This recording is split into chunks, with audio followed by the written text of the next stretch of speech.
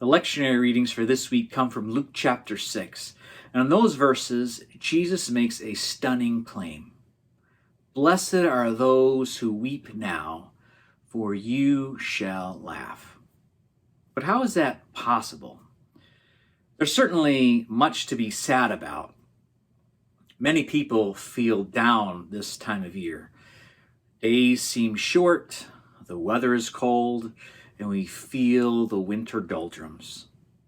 Employers struggle to hire, and consumers see prices rise. Families, schools, governments, they all seem divided. Hundreds of thousands of people have died from illness, not to mention the increasing drug crisis in our country. And the list goes on and on and on. How can we be joyful when so much is going wrong? Not just in our own lives, but all around us. How is joy even possible? The words of Jesus guide us here. First, there's possibility from the source. Within our sorrow, we find that the possibility of joy does not reside within us, but in God. As Americans, we often try to find joy within ourselves, since we're taught at an early age that we are responsible for our own happiness. If you want to make it, go get a job. Work harder. That seems to be the American way. Get it yourself because no one else is going to give it to you. A quick Google search reveals how Americans seek joy. As Tony Robbins says, we should forget the past, be fully present, change our physiology, and so on and so on and so on. He places emphasis within the individual, and that's what we as Americans tend to do. But we miss the Greek wording here. When the text says, blessed are, there's an unseen actor. Who is doing the blessing? It's not the invisible hand of Adam Smith, but the invisible hand of God, who's behind the blessing. So this blessedness comes from without, from outside of us, not from within. We don't bless ourselves. God is the one who is doing the blessing. That's why the New Living Translation words it this way: God blesses you who weep now.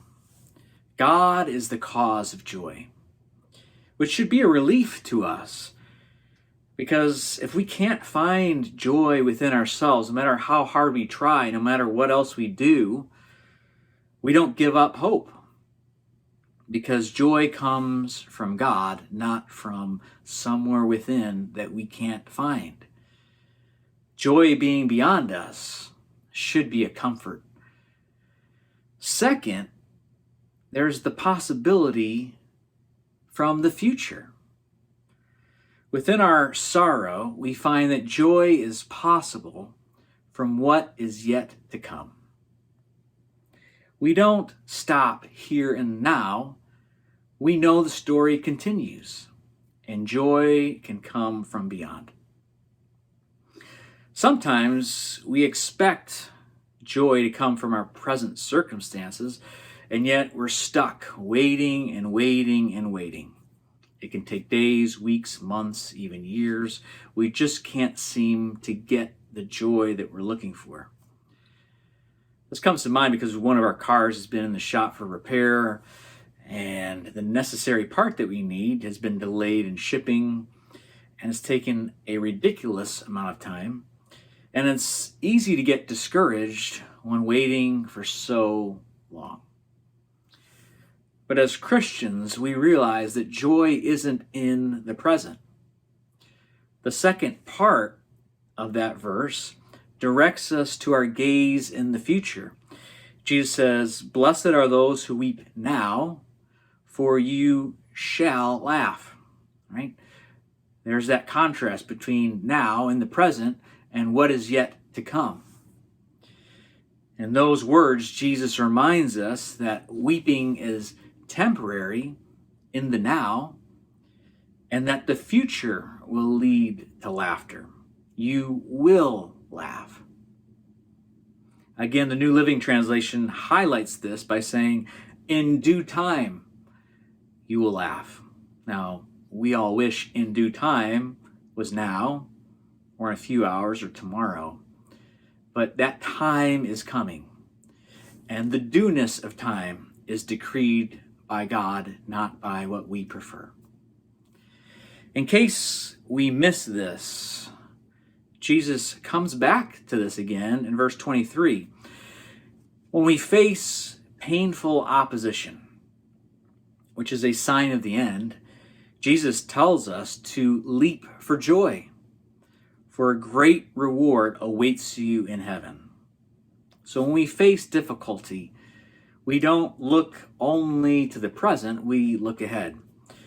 In other words, there's an eschatological dimension to this promise, which is a technical word that refers to the end times.